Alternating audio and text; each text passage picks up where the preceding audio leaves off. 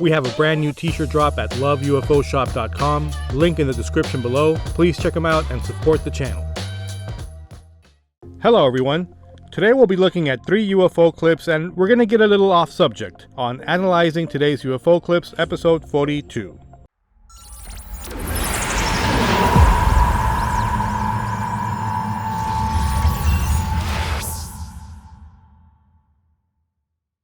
For those who are new to this channel, I like to start off by saying that this is a series where we analyze UFO clips that you or anyone else can find on the internet. Sure, we all want to get to the bottom of this UFO mystery, but here it's our guilty pleasure to watch and analyze UFO clips because, well, we love the UFOs, right?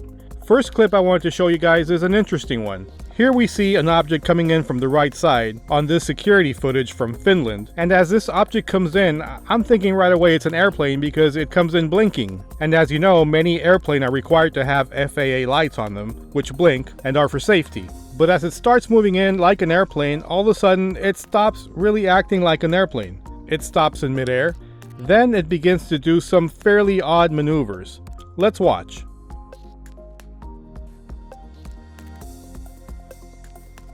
It moves up and hovers, all the while being very bright and blinking. Then it stops blinking.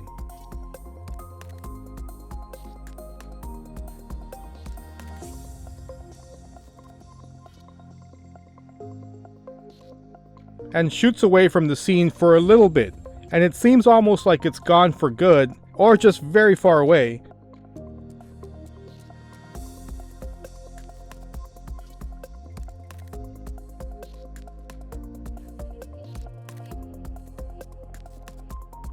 But then it comes back. Then it shuts off its lights completely. It almost seems to be scanning the area for something. Now, looking at this, it's easy to say that this is some sort of drone, but there are some things to consider. And think about this. What drone is that bright, blinks very brightly, then stops blinking, then turns its lights completely off, and then look at this.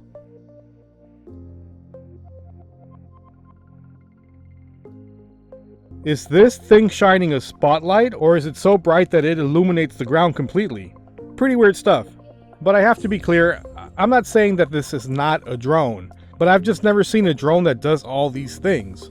Also, some people online have said that this video is completely fake. And if I were to analyze it to prove that it is fake, then I'd point this out.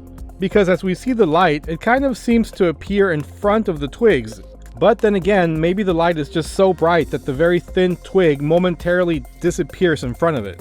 Then on the other hand, if I wanted to prove that this clip was real and that something physical indeed is flying in this footage, then I'd point out these frames, where the object seems to be illuminating the trees on the far right. What do you guys think? What are we looking at in this clip? Bright orange or reddish UFOs have been reported in the past, as you'll get to see in the next clip, so stick around for that. Could this be one of them? Or is this simply just a video hoax, or is a man-made drone responsible for this?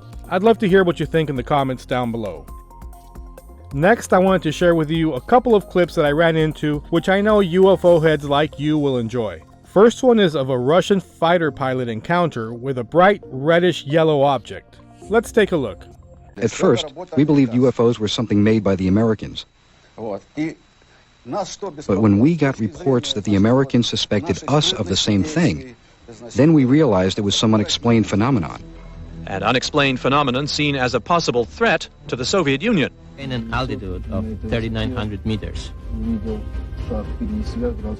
Then suddenly, I saw a ball in front of me, about 20 degrees to the right. He watched the object for several seconds. Then, as it came toward him, Cherbakov tried to radio the base. The light from the UFO was blinding. A sense of unexplainable fear came over me. On the back of my head, I began experiencing warmth. I felt as if someone was present and watching me. My movements were under control, controlled by someone other than me. Cherbakov claims the reddish-yellow object started maneuvering around the aircraft. I had to pull the plane out of a nosedive. At the altitude of 1,000 meters, I finally cleared the residential area and I ejected. 4 seconds later, the plane exploded. Cherbakov landed safely in a field and was rescued an hour later by a military helicopter. While officials combed the wreckage of the jet, Cherbakov was examined at a military hospital. An intensive 3-day interrogation followed. Lieutenant Colonel Platunov took me to the ruins of what was then a missile silo with a nuclear warhead pointed at the United States. It was dismantled 3 years ago under an arms reduction treaty. Platunov was in the bunker on that day 12 years ago. In this room were dual control panels for the missile, each hooked up to Moscow. What happened next so alarmed the Soviet military leadership that a 4-man commission was sent the next day to investigate, including Colonel Boris Sokolov. During this period, for a short time, signal lights on both the control panels suddenly turned on. The lights showing that missiles were preparing for launching, as could normally only happen if an order was transmitted from Moscow. No one had touched any buttons. No one had entered any codes. And yet, as the UFO hovered over the base, the control panel showed the missiles were preparing to launch. For 15 agonizing seconds, the base lost control of its nuclear weapons. Pretty interesting story. This next clip I wanted to share with you because if you've been obsessed with the UFO topic like I have, you've no doubt seen this footage. And just recently, I found a clip that's supposed to explain the scene. This one is another one for you UFO heads. Let's go ahead and take a listen.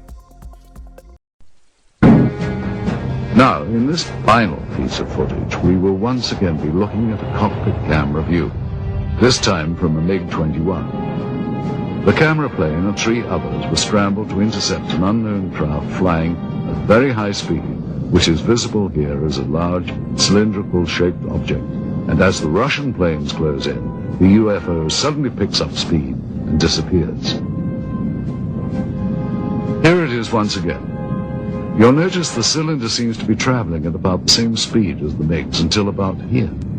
And then it seems to increase its speed, which, according to pilots, must have reached at least Mach 3 in about 10 seconds. A lot of this footage was declassified after the Soviet military failed to identify the object seen here. This one shows an interception attempt by MiG pilots. There were many cylindrical object interceptions that were reported and investigated. We were interested in the high-speed potential of this object. The size of this one is estimated to be about twice the size of a MiG-21. With technology available to us and the Americans, it should not be able to move as fast as it does. Well, this footage is still interesting because I don't think the Russians had any idea what they were dealing with here. Their fighters were at least as good as ours, and yet here is something that is completely beyond their capability to intercept. The acceleration rate of this thing is impossible for any aircraft that we know of. Pretty fascinating stuff. And I wonder how many stories like these just get buried by the military. Let me know what you guys think. Lastly, we're going to go off topic for a bit because I wanted to show you this clip. I don't know how many of you guys believe in ghosts, but most people don't until they see one. This footage is supposed to be captured by a nighttime security camera, and it's very convincing to me that it's real. Something or things come down from the top area towards the ground, where you get to see these dogs clearly react to whatever is floating in the scene. It's said that there are 2 entities here, one larger one and one smaller one moving together. Then this happens at the end, and this is what really gripped me because I've seen ghosts.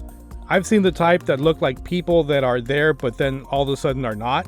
And I've also had one very frightening shadow person encounter. And this pretty much is exactly what they look like. How many of you have seen ghosts?